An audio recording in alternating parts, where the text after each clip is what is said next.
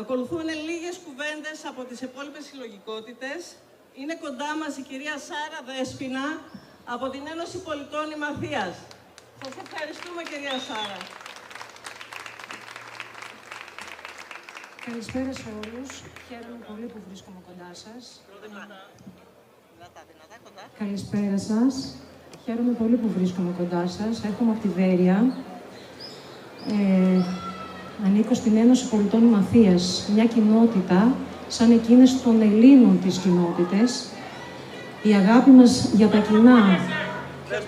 Πάλι δεν ακούω. Δυνατά. Όσο δυνατά.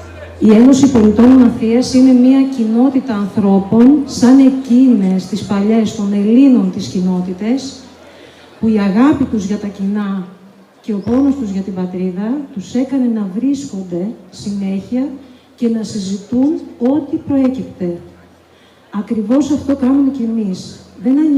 Δεν νοιαζόμαστε μία φορά στα 4 χρόνια, αλλά καθημερινά για το τι συμβαίνει, για τις αποφάσεις που θέλουν να πάρουν και αφορούν εμάς και τα παιδιά μας και τους υπόλοιπους απογόνους μας.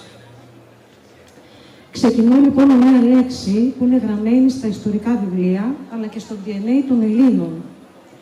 Όχι. Πόσα όχι έχει πει ο λαός μας. Πόσες αρνήσεις αντέτεινε σε απάνθρωπες διαταγές. Πόσο αίμα έχει ποτίσει στα αρχαία αυτά χώματα, από τους προγόνους μέχρι σήμερα. Και όλα αυτά γιατί? Για το ύψιστο αγαθό του ανθρώπου, την ελευθερία. Μια λέξη ιερή για μια πράξη θεϊκή. Επάνω στη γη να ζει τη ζωή με σεβασμό και αφοσίωση σε κάθε τι που με κόπο έκτισε ο άνθρωπος. Όλα τα ανδραγαθήματα αυτήν έχουν ως σύμβολο, την ελευθερία. Όλα καταλήγουν εκεί, στην ελευθερία. Τι βλέπουμε όμως? Περάσαμε μια τρομοκρατική υγειονομική περίοδο. Με τη διασπορά του φόβου εξανάγκασαν τους ανθρώπους να υποβληθούν σε ιατρικές πράξεις, δίχως ενημέρωση για τις επιπτώσεις, δίχως υποστήριξη για τα επέκεινα των υποχρεωτικών διαδικασιών. Τι βλέπουμε τώρα? Καθημερινές απώλειες. Η ζωή των περισσότερων καταστράφηκε. Η κάνουλα του θανάτου δεν κλείνει. Τι έχουμε τώρα μπροστά μας? Την επιβολή νέου σχεδίου. Όχι όμως υπό το φόβο του φυσικού θανάτου. Τώρα νέο εγχείρημα λαμβάνει δράση. Ψηφιακή παρακολούθηση. Επιτήρηση και επιβράβευση με κατάλογο επιτρεπούμενων συμπεριφορών. Άμεση επιβολή ποινών. Κοινωνικός αποκλεισμός. Οικονομικός θάνατος.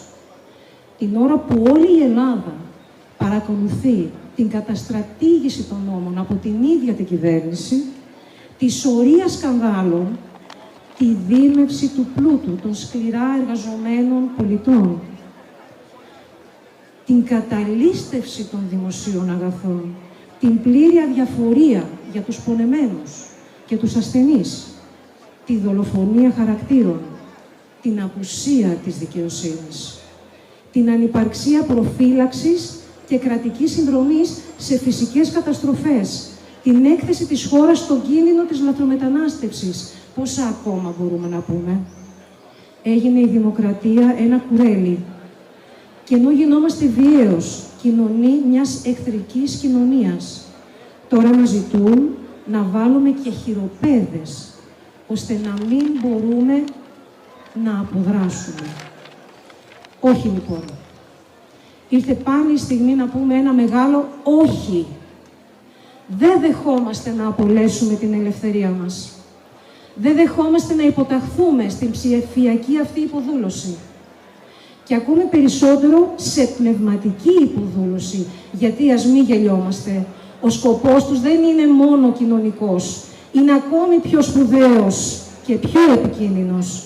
Μπροστά μας ορθώνεται ο τελικός του στόχος. Η πνευματική υποδούλωση. Και γιατί το λέμε αυτό?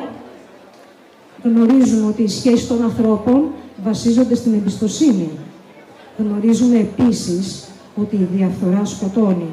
Λοιπόν, η συγκεκριμένη κυβέρνηση είναι και αναξιόπιστη και κυρίως διεφθαρμένη.